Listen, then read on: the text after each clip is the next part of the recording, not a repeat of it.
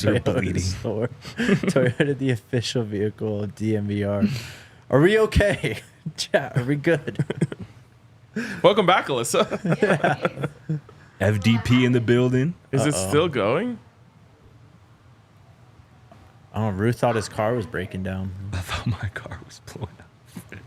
All right, well, I think we're Gucci. I think we're good. I think we're all right. What's up, boys? How we feeling, dogs? What is up? I'm doing pretty well, man. We had a fun night last night. We'll get into that. But just another day, man. The portal's hopping, coming off an electric signing day. More videos coming to the YouTube page on our signing day profiles later this afternoon. We're going to get into conference title games, a bunch of portal news, recruiting news, conference title games, as I said, portal update. But we start today with the 2024 Big 12 All-Conference Awards. Colorado, great representation, but maybe not as much as we would have initially hoped. Shedeur Sanders has won the Offensive Player of the Year for the Big 12. Give it up for our guy, too. I thought he was just an HBCU QB who couldn't play at this level. Bro. I know. I thought it wouldn't translate. And then shout out to the Defensive Player of the Year in the Big 12, Travis Hunter. Sheesh. Wait, I thought he played offense. He plays both. Oh, he's a Defensive Player of the Year. And did he have 15 touchdowns on offense? He did. And guess what? If you go to the 2024 All Big 12 Football First Team, Travis Hunter is first-team wide receiver and first-team defensive back. Wait, how, though? I didn't know you could get all that just for playing a lot of snaps. Yeah. He's just a cardio master, you know? Get that. Oh, That's interesting. that's crazy. So they just counted the snaps and gave him first team on both sides of the ball. Wait, and who And Defensive Player of the Year. Yeah. and who voted on that? Don't the Big 12 coaches? The Big vote 12 on that? coaches voted Head on coaches that. too. Yep. I'm pretty sure. It's pretty crazy. I guess they know ball. They must. They might know Paul. Shedeur Sanders, of course, first-team quarterback. BJ Green also gets first-team defensive lineman. And then on the second team, you may be asking, how high was LaJohntay Wester? Maybe Jordan Seaton, Will Shepard, maybe. Blanked on second-team offense. On second-team defense, you're probably wondering, well, where's Cam? Chidoze's got to be out there. Maybe, Arden Walker, he had a great year. Nope, Nakai Hill-Green at linebacker. So give up to Nakai Hill-Green. Hell yeah, Nakai. NHG. Congratulations. Good stuff, boy. But that's it. That is it. All right. Also, wait, I didn't even get to the big one. Coach of the Year. Okay. I mean, Coach Prime. Coming from 4-8, a 1-11 program 2 years ago.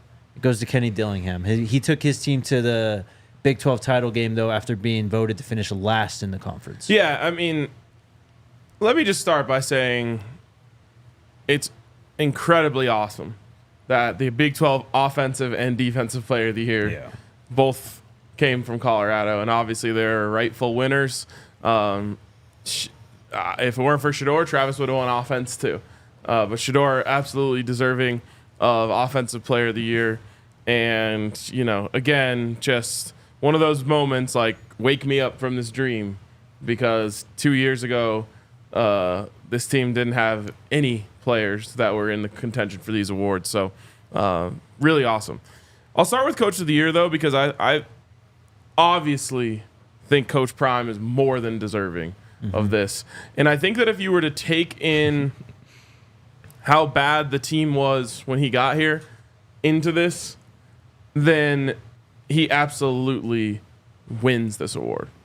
But when you're looking at this season in a one-season vacuum and just say who did the best coaching job right here within this season, I think Kenny Dillingham is also an incredibly deserving winner of this award. Yeah. And he did so. He did what he did, going from 3-9 to what's is it the same record, 9-3? Think so. No, they were a 10-win team this year. They got the 10-2? Think so. Because they went undefeated in non-conference. Yeah. So he goes from 3-9 to 10-2 I think we could all probably agree with this, with less talent on the roster than Colorado. Yeah. So congrats to Kenny. We had no bad blood with him. I think if you were to ask me who's done a better coaching job over the last 2 years as a whole, I think I would give Coach Prime the nod. Absolutely. But within a vacuum, I can't hate on Kenny Dillingham as coach of the year. Yep. I can't hit on that either. Shout out to BJ Green, who I think you mentioned defensive newcomer of the year. That boy balled out. And first team defense. And first team defense. BJ Green balled out. Shout out to him. But I got two problems. One of them is the disrespect to Cameron Silmon-Craig. Yeah, that's where I was going. How does somebody who is second in the Big 12 in solo tackles, 60+ solo tackles, not even get second team all Big 12 as a defensive back? That makes absolutely no sense. And again, what Cam did from an individual perspective deserves all conference recognition, even more so than the honorable mention that he got. But also, he was the heart and soul of one of the better defenses in the Big 12. Colorado had the best red zone defense in the Big 12. They were top 5 or so in points allowed this season. And obviously, they improved a ton from last season. So, again, the disrespect to Cameron Silmon-Craig makes zero sense to me. And also, too, I got to defend my boy LeJontay Wester a little bit because Jordan Tyson, Arizona State wide receiver, had a hell of a season. But LeJontay Wester, in my book, was the offensive newcomer of the year in the Big 12. I mean, 10 touchdowns. I mean, big play after big play. I mean, we don't need to mention the Baylor Hail Mary, the punt return touchdown a couple weeks ago. I mean, LeJontay Wester, again, was one of the engines behind the best offense in the Big 12. I don't know how LeJontay Wester wasn't the offensive newcomer of the year. Again, shout out to Jordan Tyson. He had a hell of a season. But those two snubs in particular, Cameron Silmon-Craig and LeJontay Wester, just don't sit right in my gut. I ain't gonna lie. Yeah, I mean, Cam not getting in there is just nasty work. Yes, it is. And LeJontay absolutely deserving as well. And I'll give you guys my reason. It's the same reason that I tweeted about that people were so mad about, but I tweeted this the other day. The same reason why Shedeur Sanders isn't a consensus Heisman finalist is because we're afraid of giving Colorado too much credit. Yeah. Because anytime you give Colorado any credit at all, you're just glazing. So, they didn't have a choice but to give Shedeur Offensive Player of the Year in the Big 12. They didn't have a choice but to give Trav Defensive Player of the Year in the Big 12. And, and then you look at these lists, though, and they really, backed off the love after that. And I really, truly believe it's because they didn't want to be, too much Colorado love. Yeah. Yep. The one that I'm kind of upset about is Jordan Seaton. Yeah. Offensive Freshman of the Year goes to Sam Leavitt, Arizona State quarterback. And look, that's a quarterback. I get it. It makes sense, whatever. But playing left tackle at the level that Jordan Seaton did this year, I mean, this guy was getting mentioned going back to, early October as one of the standout freshmen of the entire, Power 4 season to that point, and just kept delivering week in, week out, week in, week out. Yeah. He did have some penalties and stuff. I mean, but this guy, a lot of people doubted the impact that Jordan Seaton would have coming in this season. You got 1 5-star, that's not going to fix the whole offensive line. But when you have a guy that you can kind of scheme protections off of, like Jordan Seaton at the left tackle, that does change everything for you. And it's why Colorado was so much better in protecting Shedeur, and they were able to win 9 games this year. It's because of a guy like Jordan Seaton coming in. So that one sucked too. Hell yeah. I'll toss in Shadozi as well. I mean, him only being honorable mention and not at least second team, all conference, doesn't make a lot of sense to me either. I know he missed a couple games, though, with some injuries, but in terms of impact, and again, you're not going to look at an interior offensive lineman who consistently plays in the 1-3 technique. You're not going to look at stats and total tackles as, for proof of their impact. But, I mean, you just watch the film. Again, one of the better run defenses, one of the better red zone defenses in the Big 12. And a big reason why was Chidozie Nwankwo. And he was disrespected again. He had a funny tweet about his snub earlier as well. What did he say? I think he just quote retweeted the Big 12 tweet of the all-commerce team, and he just put laughing emojis and was like, "Congrats to my guys." Nice. Yeah. I have one more beef here with the Big 12 first team offense. Okay. It's 2024. We don't need a fullback on here. Just add another wide receiver. Yep. I agree. Yep. Who was the fullback? Jared Casey from KU. Oh, yeah. Couldn't forget him. Colorado was mentioned quite a bit in the honorable mentions section, though. I think they have the most actual honorable mentions in the conference. Preston Hodge got one at defensive back. Travis Hunter for Offensive Player of the Year. Alejandro Mata for kicker. Tajay McCoy for Defensive Freshman of the Year. DJ McKinney at DB. Chidoze for what's DLOY? Defensive lineman of Defensive lineman of the year, and then just first team or second team defensive lineman. Jordan Seaton, offensive freshman and offensive line.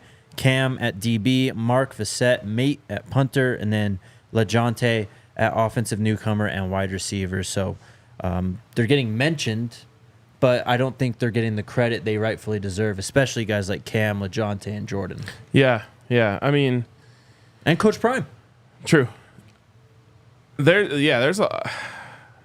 I don't know. You could go way down the rabbit hole here. I do think in the end it just comes down to the voters, which is the coaches, wanting to spread it out a little bit, and it is what it is. I feel like I would have a hard time. Let's just say I'm the coach of Arizona, and I'm like writing in my thing, and I'm like Colorado. Like I feel like I would even be like I feel like I'm giving too much credit to them. Right. I agree. I mean, let's focus on the positive, though. I mean, we did have the offensive player and defensive player of the year. When that happens, that means you had a damn good football team because you had the best player on either side of the ball for the entire conference. So shout out to those guys for just continuing to rack up the awards. And this is just the start of the awards that they're going to continue to earn. Of course, Travis in the Heisman conversation. Shedeur gets the Johnny Unitas Golden Arm. He's probably gonna win the Davey O'Brien Award too. I mean, maybe it's Cam Ward or something, but Shedeur's going to be up for all the quarterback awards. And then Nikai Hill-Green too, because it felt like he didn't really get the national love that a lot of other players got this season, but he definitely deserved to be a all Big 12 player, and he got second team, so shout out to him. BJ Green as well. So pretty crazy to think that Nikai Hill-Green didn't start the first two games. Exactly. Kind of pisses me off when I think about it. I'm not gonna lie, but be like that sometimes. Yep. We got a lot to get to, though, so let's take our first break. And shout out the homies over at Game Time. Game Time. Take the guesswork out of buying tickets with our friends over at Game Time. We're getting down to the best games, most impactful games of the year for the football calendar. Bowl games, college football playoff, and then, of course, the NFL playoff race is heating up soon enough. We'll be getting into that bracket as well. But get your tickets to whatever game you want to go to at Game Time. NBA season's in full swing. NHL as well. Concerts, events, all that good stuff. Download the app, create an account, use the promo code BUFFS, BUFFS, for $20 off your first purchase. Terms apply. Again, create an account and redeem code BUFFS for $20 off. Download Game Time today. What time is it? Game time? Also, shout out to Coors Light. Make the most of the times you choose to chill.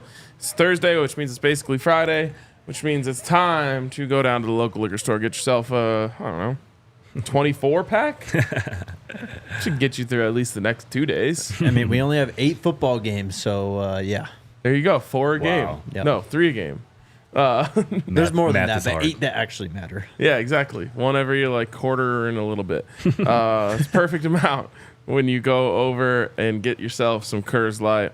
Again, make the most of the times that you choose to chill. Choose Coors Light. Get Coors Light delivered straight to your door with Instacart by going to CoorsLight.com/DNVR. Celebrate responsibly. Coors Brewing Company, Golden, Colorado. And yes, good point. Shout out to Jordan Tyson. We knew how good and how impactful he was as a true freshman for the Buffs 2 years ago. And he went crazy this year. It's a shame he got hurt and won't be able to play this weekend. That's going to be a problem for them. It's a big loss. That's going to be a problem for them. We'll get into it tomorrow. We'll pick conference title games tomorrow. See you guys in San Antonio.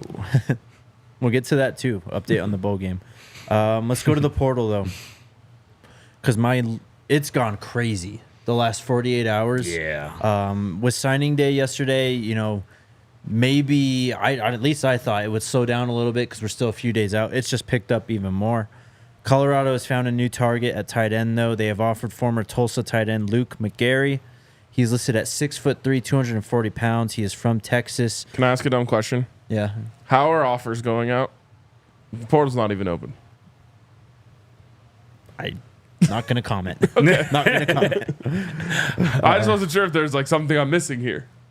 Yeah, I mean, I feel like it's just... Tulsa lost their coach, too. So the that'll portal's do it. open for them. Yes. Yes. That'll do it. So that's That's the answer. why I asked. It took me a minute. I got there. But Tulsa, the NIL stuff. Oh, yeah. So Right, a lot of their players are going to be entering the portal. Tulsa's Tots. Tulsa's Tots.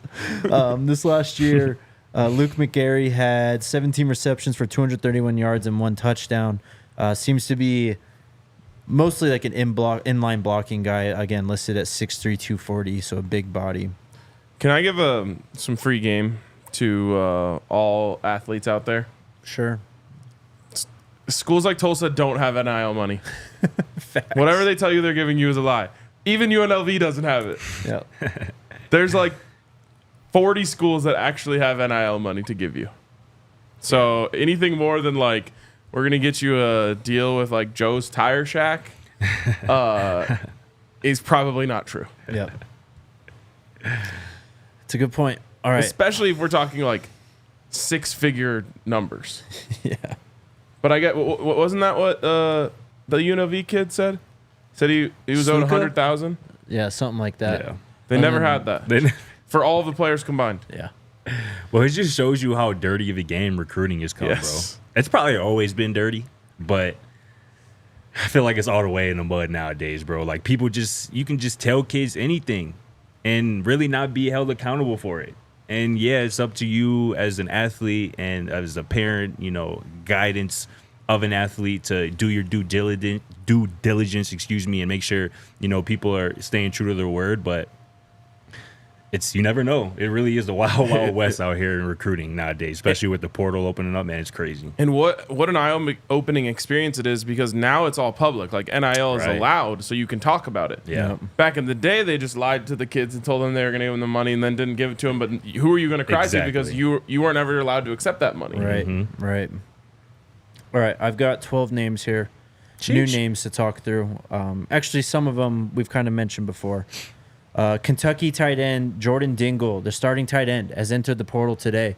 Listed at 6'4", 235. In his career, 4 years at Kentucky, 43 receptions, 615 yards, 4 touchdowns. Again, kind of seems more of the inline blocking type, but was a starter in the SEC.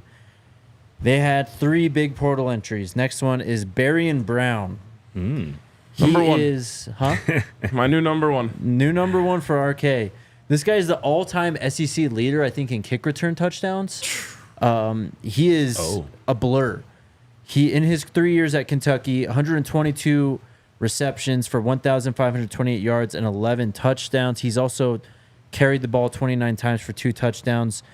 In his career as a kick returner, 50 returns, 1,465 yards. That's averaging 29.3 yards per return. In 2023, he averaged 36 yards per return and had 3 kick return touchdowns. He's got 5 career kick return touchdowns. Bro, this is the Zachariah branch of the East. Zachariah Branch hasn't entered the portal yet, so give me this guy. Yeah, kid is quick. Need it. Kentucky defensive tackle Keyshawn Silver has entered the portal. He started his career at North Carolina. He was at Kentucky the last 2 seasons. He's listed at 6'5", 295 pounds. In his 4-year career, only played 6 total games in his 2 years at North Carolina, but played all 12 the last 2 years at Kentucky. 47 total tackles, 3 TFLs, 1 sack. Kind of that nose tackle, defensive tackle mode, 1 technique type stuff. Pete Nakos of On3 put out an article, and on Keyshawn Silver, he said, the former 5-star recruit in North Carolina transfer is expected to be the highest paid non-quarterback transfer. Wow. 24/7 Sports got him as a number 3 defensive lineman in the portal right now. Did you mention his measurables? It's 24/7 Sports got him at 6'4", 336. Oh, okay, so then he's grown quite a bit from the listing I've just seen. What's his name again? Keyshawn Silver, Keeshawn. Let's go. Big fellow. Oklahoma wide receiver Nick Anderson has entered the portal. He was a good player for them as a freshman, I believe, 2 years ago. He was out due to injury this last year. Redshirt freshman 2 years ago was his big season. Played in 13 games, 38 receptions, 798 yards, 10 touchdowns. FAU safety CJ Hurd. We've talked about him, right? Heard that. In that Pete Nakos article, he listed Colorado, Houston, Miami, Georgia Tech, and SMU, among others, as the first teams to reach out to CJ Hurd. Liberty offensive lineman Jordan White is a guy that you have listed as well, Scott. Yeah, no doubt. He's got a visit scheduled with Colorado and I believe 4 other programs later this month, but he's one of the best, highest graded interior offensive linemen in all of college football. Again, another swing guy who can play center, can play guard. I also really like Liberty's tackle, Jordan White's teammate. Let me pull up this young man's name real quick. But another huge guy, again, a true offensive tackle. 24/7 Sports has Xavier Gray is his name as the number 2 ranked transfer offensive tackle currently in the portal. This season, he had the 2nd highest run blocking grade among Conference USA tackles this season, allowed just 1 sack on 528 pass blocking snaps. And this is another massive guy. I think 6'8" plus, obviously 300 plus pounds. So definitely kind of profiles to me, at least, like somebody who could, kind of be that bookend on the right side of the offensive line, to match, be on the opposite side of Jordan Seaton. But Xavier Gray is his name. Buffs can land either of those Liberty offensive linemen, Xavier Gray or Jordan White, be a big get. Make the call, Preston. For real. We need Preston to do a little bit of a post-career recruiting for us. Come on, Preston, come through for us. We could hit up Isaiah for this next one, Isaiah Gustave, because Arkansas starting left guard Patrick Kutas has entered the transfer portal. This guy's played quite a bit of football, I think. He was sidelined for most of the year with a back injury, but he's been at Arkansas since 2022. As a true freshman in 2022, played in 13 games. Started 9 games as a sophomore in 2023, and then in 2024 started a handful of games while dealing with that injury. So an SEC starting offensive lineman on the board. I have to say I love this exercise that we do during portal season, because then when I turn on any college football game anywhere, I recognize like half of the names on the field. I'm like, I remember that guy. He transferred from here. Facts. It's crazy, honestly. Yep.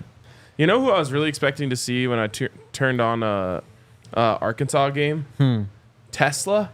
Yeah, Isaac Tesla. He pops every now and then. Yeah, I was like, maybe he was hurt during the game I was watching or just didn't get the rock, but I was like, I remember we loved him as a portal prospect. Yep. I got another SEC guy here for you, though. Florida tight end Arliss Boardingham has entered the portal. This guy was a 2022 3-star recruit. Was listed as a recruit at 6'3", 245. Let me try and find an updated listing. But he had played in 23 games the last 2 seasons, 44 receptions, 417 yards, and 6 touchdowns in that time. New listing has him at it's 6'3", 245 still. I'm not gonna lie, that sounds like a Harry Potter character. Arliss Boardingham. Like a professor. Yes. Elite name, bro. Check in the box. That's a great. It's such a good name. He's nice. He's a good player. Again, the frame you want in a pass catching tight end, the ball skills to go along with it. I'd really like Boardingham in Boulder. Kansas edge rusher DJ Warner has entered the portal. He was a true freshman this last year.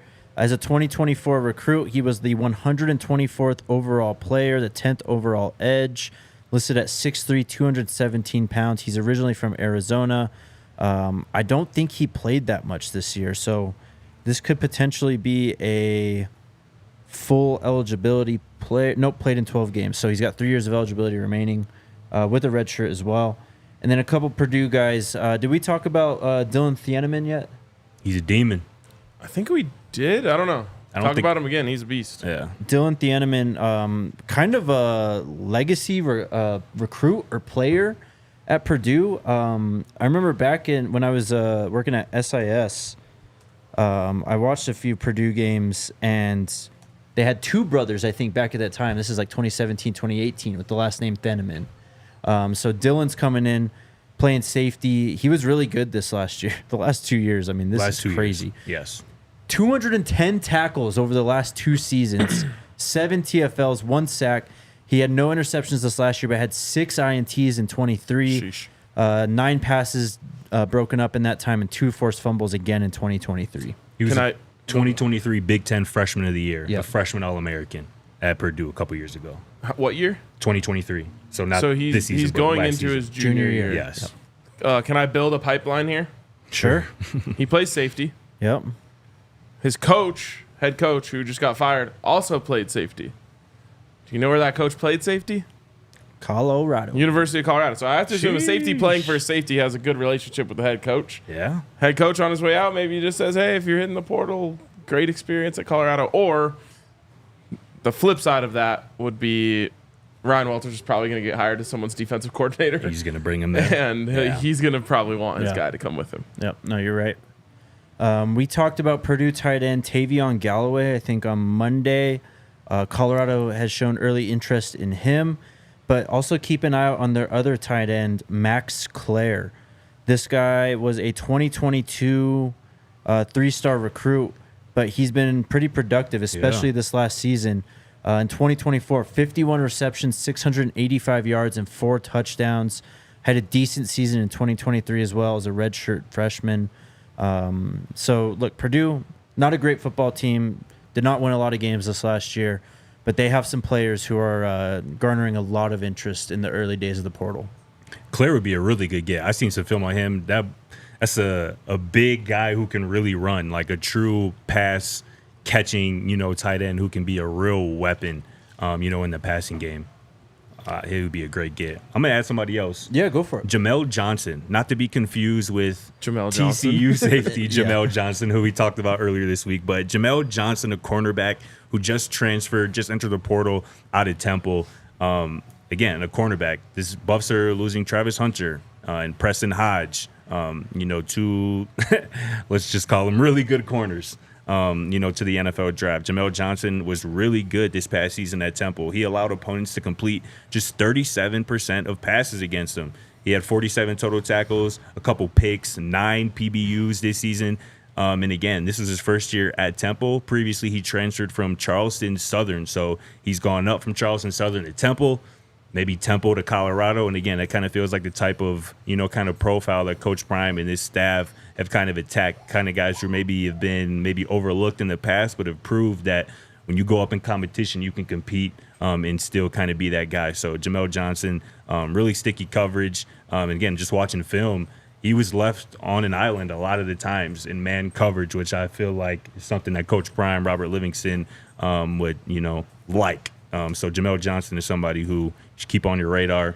Would be dope to be above. And let me just say this. I find it notable that Colorado didn't sign a corner yesterday. Yes. And I don't think it's by accident. I think that Coach Prime has found kind of a formula that he likes when it comes to going out and getting corners. Because think about the freshman corners that they have brought in. Yeah. Obviously, Cormani didn't work out. Adam Hopkins came in as a corner, right? Yeah, I think so. Carter's turned out. Yes, but he's also changed positions. Right. Yeah. So I just mean, I think that Coach Prime now kind of has his strategy for how he likes to go and get corners. And if you're a corner like Jamel Johnson or anyone else who produced at a high level at your school and you're looking for a bigger platform, it should be fish in a barrel for Coach Prime and this staff to go get the best corners out of the portal each and every year. And I mean, you have DJ next year, you have Colton Hood next year. Like, this strategy looks like it's going to work, and there's no reason to just not keep going back to that well. For sure. Scotty's going to have a portal, Portal Targets? Yes, sir. Coming out tomorrow morning? Yes, sir. So keep an eye out. Go check it become out. a diehard at thednvr.com. We got a lot of cool stuff coming your way, and then just keep it right here in the YouTube channel. We got more recruiting profiles coming today and tomorrow, and go check out the ones from yesterday. We're doing all 14 signees. So, yeah. It seemed like everyone liked those, so I'm glad we did them. Hell yeah. Let's take our next break. Shout out to the homies over at Sleeper, the best fantasy football app out there, the most customizable fantasy football app out there. If you're watching this show, chances are you're probably playing fantasy football, but you might even be a fantasy football commissioner. And Sleeper is the best app out there for fantasy football commissioners. Super customizable. Even if you're on another platform right now, you can import your league history. So your titles, your head-to-head wins, all those stats carry right over onto Sleeper. And if you're in one of the 25 states that Sleeper has their picks operational in, you can get in and create juicy combos, more or less than yardage, anytime touchdowns, all kinds of cool combos that you can make over at Sleeper. If If you think you have what it takes, download the Sleeper app and use the code BUFFS, BUFFS, to get up to a $100 match on your first deposit. Terms and conditions apply. See Sleeper's terms of use for details. Currently operational in over 25 states. Check out Sleeper today. Also, shout out to Elevations Credit Union. I don't know who makes these cool little lower third graphics that we have here for these, but we got to get the black and gold card on there, not the gold and black card. You know, I'm a picky man, but the black and gold card is, as everyone knows, the sexiest credit card in the history of the world, and it's only available at Elevations Credit Union, and that's the only place where you can get the Go Buffs Visa Signature Rewards Card. It's the official credit card of CU Athletics, and again, you can only get it at one place. That is Elevations Credit Union. You can go to buffscreditcard.com to apply and see full benefits and details. Again, Elevations Credit Union. Go get yourself the Go Buffs Visa Signature Reward Card and benefit the Buffs every time you swipe. What are you? Interesting. We'll talk about it. Do you want me to go through my notes first, or do you want to Go through your notes, bro. Okay, go through my notes first. It's the transfer portal time, so you got to take the good with the bad. Colorado defensive lineman Rayan Buell has decided to enter the transfer portal once it opens on Monday. He is the fourth player to enter the portal alongside Naimir Robinson, Johnny Chaney Jr., and Walter Taylor. So best of luck to Rayan, to wherever he ends up. Interesting kind of. It just didn't work. I don't know what happened. I feel like he had plenty of talent. I was excited for him. Obviously, his film that he put on in Ohio was impressive, but never seemed to really crack the rotation other than some spot duties. And obviously, you know, there's plenty of depth on the defensive line, which makes sense. But, a bit unfortunate because he's a talented guy. Yeah, I wonder if it was like almost like a defensive fit type of thing, maybe, or just favor with the coaches, or maybe he was dinged up and we didn't know about it. Right. It felt like when he did get out there and play, he made some plays. So definitely wishing the best for him. With early signing day starting yesterday, we briefly touched on Rhett Armstrong, who stuck with his commitment to Baylor. Well, last night, Colorado offered 2025 kicker Elliot Arnold. Is this the local kid? No, Rhett was the local kid, right? I'll find out where he's from, but he's rated a 5-star kicker by the Coles Kicking Service and already visited Boulder for the Utah game. So I told you guys, they were going to get a kicker. They were going to be okay. Yeah. And it seems like they have their backup plan after Rhett stuck with his commitment. For sure. You can't really trust the stars on those kicking services. Yeah. But Coach Prime said we're getting a kicker who's going to kick it out of the end zone. So I'm very confident that whoever it is that Colorado brings in will be able to do just that. And I just got to say, this has been a problem at Colorado like for years, and I just don't I don't know how it's possible. Makes zero sense. I watch every other team kick it right out, except for I think BYU. BYU was giving Houston a lot of return opportunities the other night. Yep. But I don't know how Colorado. I mean, we should get one of the top 3 kickers in the country anytime we want to. And hopefully we're working our way towards that. By the way, really quick, sorry. I feel like Mata's not getting enough credit for the season he had. No, and he was listed in the honorable mentions we went through. Yeah. He was like crushed, after the Nebraska game. Heck, even I said I'm like worried about him. Yeah. Because he, clearly wasn't hitting it the way he's used to. Got his season back on track. And then I don't think missed another field goal starting, like, whenever his last miss was early in the season. He tied a Colorado record in the season finale for 10 straight made field goals. And he has a chance to break that record with his next kick in the bowl game. Absolutely. Let's go. So, yeah, I feel like, it goes back to what I always say. Narratives get written early in the season. Mm-hmm. People kind of jumped off the Mata train early in the season and then just didn't pay attention as he was then perfect the rest of the season. Yeah, so Mata, last time he missed a kick, you're right. It was that one kick against Nebraska. Yeah. He went 0 for 1 against Colorado State. So he didn't miss a single kick in Big 12 conference play? Nope. Wow. And then he went 53 of 53 on extra points. Otto Mata. 53. That's a lot of extra points. Yes. Yeah, give Mata some credit, y'all. For It's real. crazy. That's my guy. Last thing I have before I'll turn it over to RK, the Alamo Bowl. This is from Jerem Jordan. He does BYU Sports Nation. He tweeted out that the Alamo Bowl has announced the matchup for this year's game is down to Iowa State against Boise or BYU, and then or Arizona State versus Colorado. Announcement will be 1:30 p.m. Mountain Time on Sunday. Oh, they announced an announcement time? That's what he has, yeah. That's cool. The game is on Saturday, December 28th on ABC. Of course, it's Big 12 versus Big 12 because the Pac-12 bowl tie-ins are still active for former Pac-12 teams. I think the next 2 years? I don't know. Yeah, that's right. That's right. It's 2 years, I Yeah. think. So you haven't seen the last of this. Well, so just to be clear here, that's saying if Iowa State loses, They'll play they'll BYU. play BYU. If Arizona State loses, they'll play Colorado. Yes. So then we can take from that then if Iowa State loses and they go to the Alamo, Colorado will most likely be going to the Holiday. Bowl. Yes. Oh. Yes. Which is in San Diego. Oh. So there you go. If you're someone who cares about where the bowl game is, couldn't be me.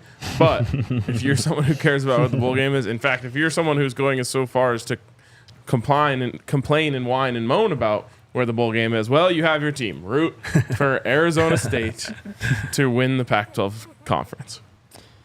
All right, RK, the floor is yours. I've talked a lot today. Speaking of conference championship games, we got to fix this ASAP. SMU goes into their conference championship game. I'm blanking against who they're playing right now. Against Clemson. Against Clemson this weekend. And they are currently in the field. Yep. They're 8th, I think, in the poll. I think they're 9th, but it doesn't matter. They are several spots ahead of where Alabama currently is. Yep. Meaning, if they didn't play, Alabama also doesn't play this weekend. There is no new data point that could exist to move Alabama over SMU. But because of that, if SMU wants to go play for their conference championship, they also risk that even if they were to lose by, I don't know, 10 points on like a backdoor touchdown, but they lost by double digits in the conference championship. Right, yeah. They've now given the committee a reason to do exactly what they want to do, Yeah. which is put Alabama in the playoff. And look, I understand why the committee would want Alabama in the playoff. I understand why the average person who's just like not that big of a college football fan would want Alabama in the playoff. That has intrigue. In fact, I have a future on Alabama. I want Alabama in the playoff too because I want to win my money. But I also want justice. And we have to get rid of this. We have to stop this right now and immediately make an actual bylaw that if we're going to play conference championship games, losing in them can't matter. I truly believe that you have to say that because what's going to happen is some team is going to get screwed, whether it's SMU this year or another team another year. Yeah. And then after that, a team is going to do the unthinkable. Yes. And say, fine, we forfeit our conference championship game. Clemson, go ahead, you get the auto bid. We already know we're in as well. And I think that's actually going to happen eventually. We have to stop that. That would be terrible for the sport. Yep. If a coach were to have the balls to do that. And I'm worried about it. Yep. Go ahead, bro. Last thing I have to say, I don't think the committee was prepared for a 12-team playoff. And, No, absolutely not. and everything that would come along with it. Yeah. Clearly, they didn't think this all the way through. And obviously, when you kind of trying to put it together quickly, there's going to be some missing points. But yeah, this is a very slippery slope that we're headed down if these provisions aren't made. Like to your point of saying where a conference championship game doesn't impact your standing potentially in the college football playoff. I agree that has to be a stipulation that's made clear, by the committee because, the SMU coach was talking about it earlier this week. He goes, if our whole team catches COVID this week and we can't play this weekend, we're in. Yeah. We're in. Yes. There is quite literally zero incentive for SMU to go out there this weekend and you do what they've done all season, which is, play really good football. And obviously, yes, a conference championship game, yes, there's plenty of incentive in winning that, and that's something that you're going to remember forever. And they would have a bye. And they would have a bye. Thank you for bringing that up too. But again, But the cons outweigh the pros. Yeah. No doubt about it. And again, any coach, I think there will be a coach one day. If we continue down this trend, a coach is simply going to be like, I'm going to do what's best for my team. And what's best for my team is to not play this weekend to ensure that we're going to be one of the 12 teams in the college football playoff. Something has to be done. Dre and I already went crazy on this on the draft pod, so you can go listen to that show. I want to hear your take. I mean, it's ridiculous, bro. I mean, you said you kind of nailed it. The committee wasn't ready for the 12-team playoff. They have butchered this whole process. It's kind of embarrassing to the sport. And the funny thing is Dre and I were talking, and we're like, I think we'd just rather have the BCS. The BCS isn't too much different than this, though. There's like some teams who are up one, down one, but it's not like crazy movement. So there needs to be just more rules and guidelines when it comes to a 12-team playoff. I think that if you get into your conference title game, you should make the playoff. And I think that might be the solution. Rather than saying like a loss doesn't matter, you give 2 auto bids to each Power 4 conference. Yes. That's 8 teams. The top 2 teams in each of those conference goes, and then you have 4 spots to work with after that. Give 9 to the G5 winner, and then, 3 at-larges. Yeah. I think that's a great That makes perfect sense. solution.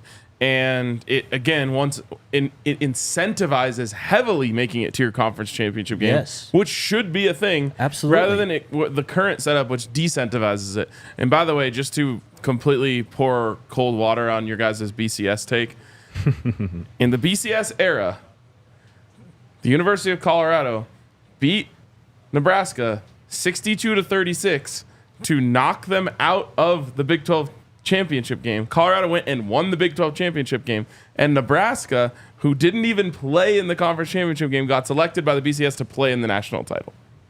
Wow. So, it doesn't even really matter then. Yes, it was incredibly flawed as well. Can I bring up something else that I didn't, and maybe y'all knew this, I didn't realize this. The CFP chair, right, Ward Manuel, is also, I'm sure you know this. Yes. Michigan's athletic director? Yes. That's not a conflict of interest? Like, I feel like they can't have all these people, simply bro. objective. Rick George was in it at one point. I mean, yeah, I guess that's just how it works. That's just crazy to me. No, I'll look it up. They changed it recently who was on the committee, but like, how is there not an objective committee that you can put together that isn't associated with a university? Especially when there's a direct benefit from schools of your conference making the college football playoff. Like, that makes you money. And that's why I brought it up, because he just received an extension of 5 years from Michigan today. And it's like, it would behoove Michigan to have somebody on their side on the playoff committee years down the line if it comes down to it. And again, I just found that weird, and I don't know how you can't find, again, just a simply objective committee. But I guess it's Ward just how it Manuel works. is part of the reason why Jim Harbaugh is no longer coaching at Michigan. So How so? just they went back and forth. And I want to disagree with this point from Cooper. Scroll up just a little bit, where he said, if all conference championship losers make the playoff, conference championships would kind of be meaningless. I disagree. Because you incentivize the buy of winning. Yes. Not to mention, winning your conference is awesome. Yeah. Like, Facts. of course, winning a national championship is amazing, but winning your conference is the second best thing. Like, you get to have the bragging rights over all of your peers that you play every year when you win the conference championship. It's one of the reasons why I'm most bummed about the fact that, Colorado got bounced on tiebreakers, because it's like, you can hang a banner when you win your conference championship. Like, everyone does. Lives on forever. Yeah, and so winning conference championships should not be like thrown aside at all. And it's why there is a lot of incentive for SMU, but SMU should not have to worry about, if we lose the game, we could lose our college football playoff spot. Yeah. When they earned a right to play an extra game that no one else gets to play. Right. And another point I had this morning with Dre on the draft pod. Go listen to the show still. It was a great show, by the way. I said, like, this whole thing has just been messed up. Because if you look at the favorites or who's in the conference title games to win these conferences, it's newcomers. Oregon might win the Big Ten. Right. Texas might win the SEC. SMU might win the ACC, and Arizona State might win the Big 12. They fucked this whole thing up with conference realignment. They weren't prepared for the 12-team playoff with how the landscape changed, moving forward into that. It was just I don't even know what the word is. Negligence, just unprepared. Like the committee just wasn't ready for a 12-team playoff at all. I think that they really believed, and they were not smart to believe this, but I think they really thought it was going to be like the 13th team will have no case. Right. You know, like Right. you have no case to say you could be the national champion if you're the 13th team. But it's not even necessarily whether the 13th team deserves to be or has a case to be the national champion. It's more just the benefit of making the playoff and what that means. And then they also thought teams like Alabama would just definitely be in the top 12. Yep. Mm-hmm. So they never thought they were going to have to choose between SMU or Alabama. They thought, oh, it's going to be like between SMU or Arizona State. Right. Who really cares? Right. It's when Alabama finds their way on the outside looking in that people start saying, whoa, this is something's wrong here. I know. Yeah. That's why I said earlier, I feel like they just either didn't have time to think this all the way through, or they just didn't do so because they probably thinking, oh, we've been doing 4 teams. 12 is going to be easy. Right. We'll easily get 12, and Right. that should be a piece of cake. But no, again, like you said, with conference realignment and conferences changing and the whole landscape of the sport changing, you can't, look at it the same lens as a 14 playoff. It's not going to be as easy with all the changes that we've seen in college football, especially with the transfer portal as well. I mean, that changes things as well. Yeah, The absolutely. talent, disparity is much different than it was in the BCS era, for example. So this thing has got to continue to be worked out at the highest level of the committee. Yeah. Not You says, why isn't anyone talking about what happens to Boise State if they lose to UNLV this weekend? Does Arizona State move to 4? The Big 12 champion would absolutely move to 4, whether it's Arizona State or Iowa State. And Boise would be out, They'd be as out. they should be. Yeah. Facts. Definitely. Just like, one bid leagues in college basketball, right? Like, Yep. You might go undefeated in the regular season in your league, Yeah, but if you lose don't the win your tournament- championship, your conference isn't good enough to have a second bid. Hell yeah. Just because you brought it up, Scott, there are 13 people on the College Football Playoff Committee. I'm not going to go through all of them. You already mentioned Ward Manuel, who's the AD at Michigan. Chris Alt, legendary head coach at Nevada. The field is named after him at Nevada. He's on the committee.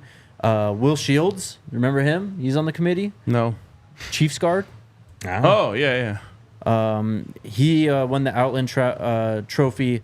See, that's who. Does he have an affiliation with a university currently? Well, he graduated from Nebraska.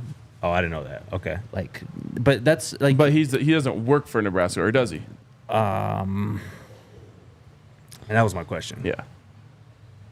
Because, that's who the committee, I think, should be made of. Just Former ball players. knowers. Former players, right. Especially if they were really good in college. Yeah. Even if they didn't have a good NFL career.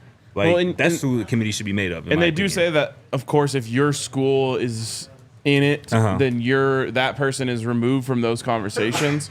But there's way more conflict of interests than just whether or not Michigan should be in the playoff if you're Michigan's AD. Right. Mike Riley is also on the committee. He was like a Oregon State head coach for a while. So Yeah. it's just like And Nebraska. so it's Nebraska fired that's right. Bo Pelini for him. Wow. That's right. So it's just a collection of guys like that. That's who's on the committee. You can just go Google this too and read the whole list. Yeah. Go ahead. I do think we could probably come up with a better committee. Hell yeah. Absolutely. Let's take our final break, and then we'll get to the chat. Man, I love my Toyota. Why don't you talk about Toyota for once? I'll talk about Toyota. RK's RAV4 is one of the most reliable vehicles in my life, basically. I feel so safe whenever I'm inside that I thing. mean, for real. That's partly because of me. I'm a great Well, driver. of course. All right, sure. I mean, I do feel slightly more safe when Allie is driving the car. No I'm just shot. kidding. She's a good driver too, though. She is. But it really is a joy to ride in that thing up to Boulder because it makes it just so much easier. It's a quiet ride, There's a lot of bumps on the highways on the way to Boulder, right? It's a smooth ride in RK's Toyota. The RAV4 is a monster. But go check out your local Toyota store. Toyota is some of the most efficient and safest All vehicles. dogs to Colorado. All dogs to Colorado. Visit a Front Range Toyota store at a location near you. AutoNation Toyota, Arapahoe, Centennial, Corwin Toyota in Boulder, Groove Toyota in Littleton, Mountain States Toyota in Denver, Stevenson Toyota East in Aurora, and Stevenson Toyota West in Lakewood. Toyota is a proud partner of CU Athletics and the official vehicle of DNVR. Also, I'm just sad that we're still doing this read because it just makes me sad for we don't have the bus anymore. I know. But shout out to Promotico, them. the best.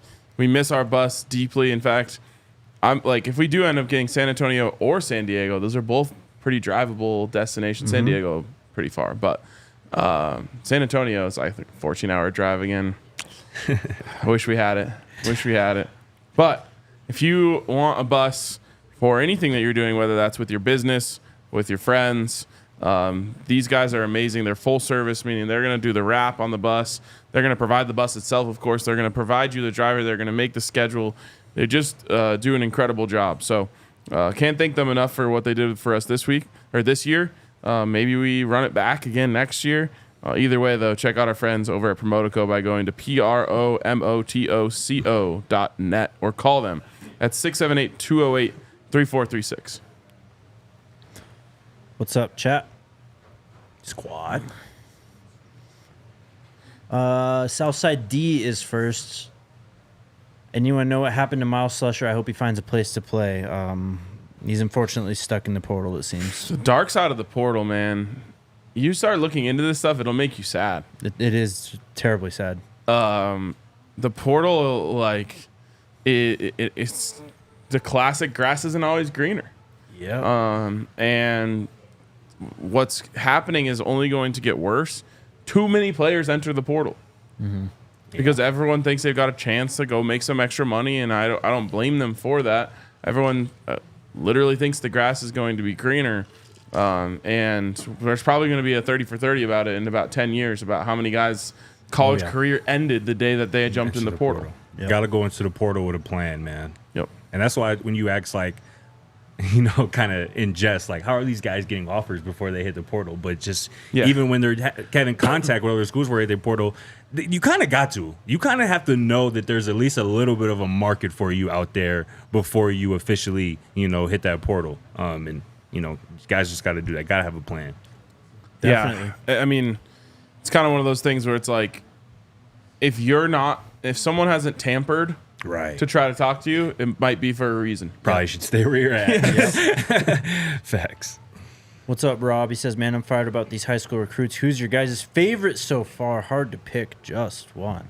If you're not making any rules of who we can't pick, I'm going to pick Juju. We got to pick a different one than the one we said yesterday. I know you just did. Yeah. But who you going with? Didn't I pick? I picked London Merritt yesterday when we did this, right? You want someone new? Yeah. Then I'll pick Juju. No, I'll pick Quanell. I'm going with Chauncey Gooden. I think that's a future starter in the interior offensive line. Speaking of Juju, how about this tweet that he sent out today? What was it? He clipped our friends Max and Dalton from PFF College and said, "Crazy being talked about by the least subjective and most respected source in college football and player performance and analysis." Did you hack his Twitter, bro? That literally sounds like something If I hacked it, I would have posted us talking about it. True. But that's hilarious, man. Shout out Juju, man. But when I read the first line, I thought it was negative. That's why Scott showed it to me, and I was like, both of y'all reacted the same way. This. What? But yeah, I think it's the least subjective part. Right. It's kind of confusing, but he said it right. I read it originally as least objective. Right. Yes. I was like, damn, what did these guys say? That'd have been crazy.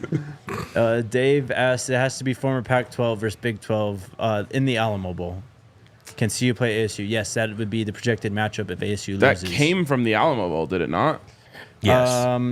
I think so. Well, and then some BYU reporter passed that on or broke it for, I don't know. Yeah. I think they got it from a Big 12 release, I'm pretty sure. Okay.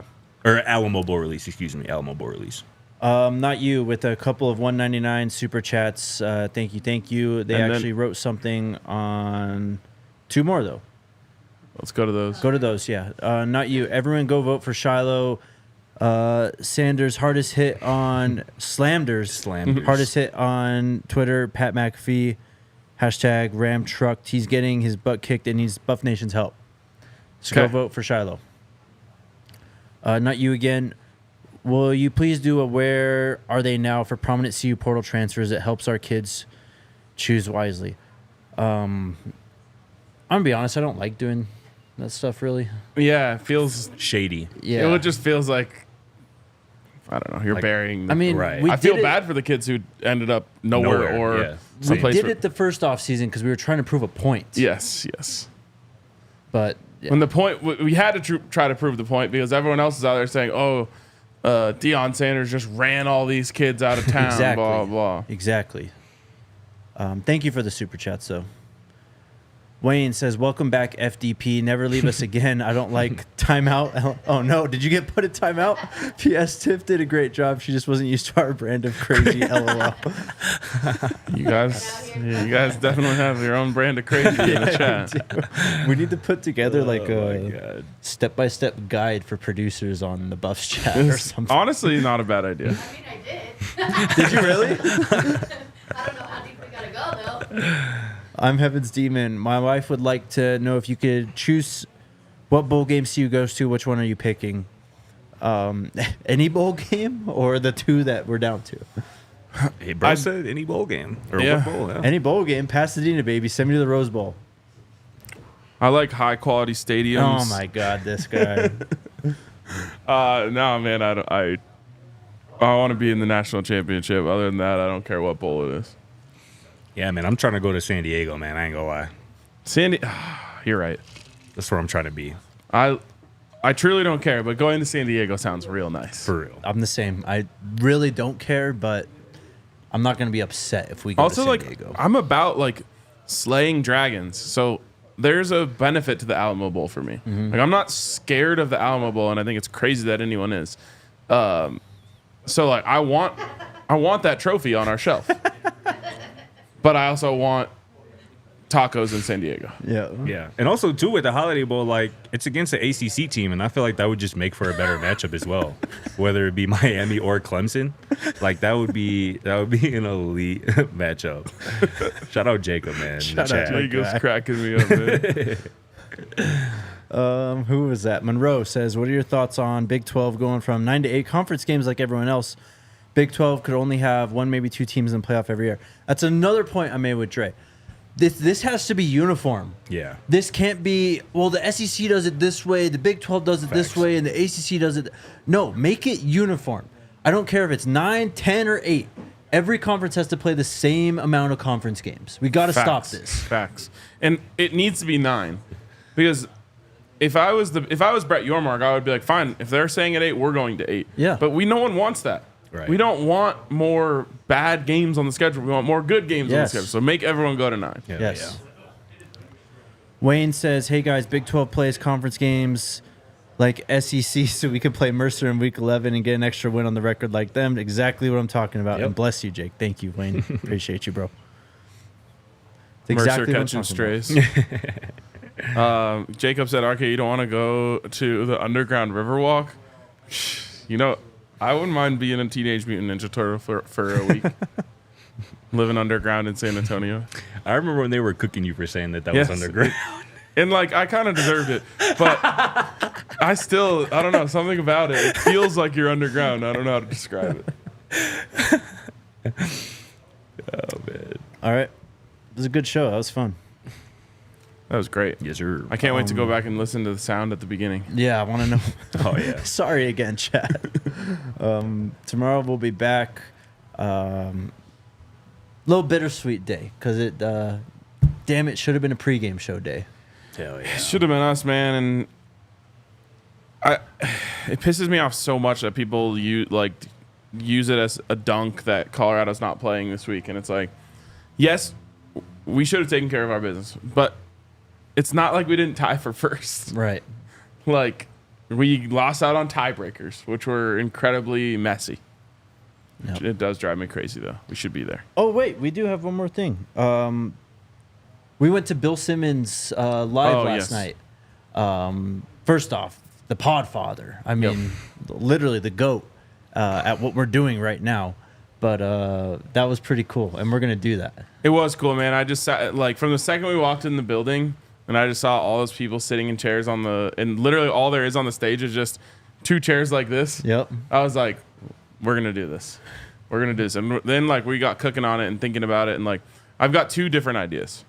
One, I truly think that we could do it in like a Atlanta or a Dallas in the off season. Oh yeah. And just the amount of people that we have that watch from those areas would come check it out. Agreed. So first of all, comment in the post-show comments if you would actually come, what city. Mm-hmm. And then my other idea is like, I feel like we could do the Boulder Theater, which is on Pearl Street. Oh, absolutely. For our pregame show after the Stampede.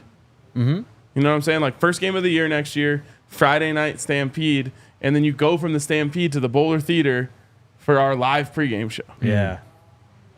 Sheesh. You kind of just cooked with that, bro. Yeah, I thought about this a lot last night. That's an elite idea. It was really cool, man. We're definitely going to do that. So stay tuned. Last minute super chat from Carl. He says, woo, I bought 2 tickets, good seats, 3 weeks ago for the Big 12 chip for $700 ticket. Yeesh. Expecting CU. Once no CU, I put them up for sale. They still haven't sold $500 a ticket. The game is not in demand. Yeah, bro. Yeah, that was always a big risk. Yep. And I'm sorry, but if you're just a random person who lives in that area, ASU, ISU is just not moving you to want to spend money to go to that. No. Of course, if you're an ASU or ISU fan, you're making the trip and you're going. But if it was Colorado versus anyone in that game, people from the area would have just wanted to go see because you're getting to see potentially the top 2 picks in the draft next year. Right. All right. That's it. We'll be back tomorrow. Portal talk. We'll see what happens. Talk to you then. Let's go Buffs. Go Buffs.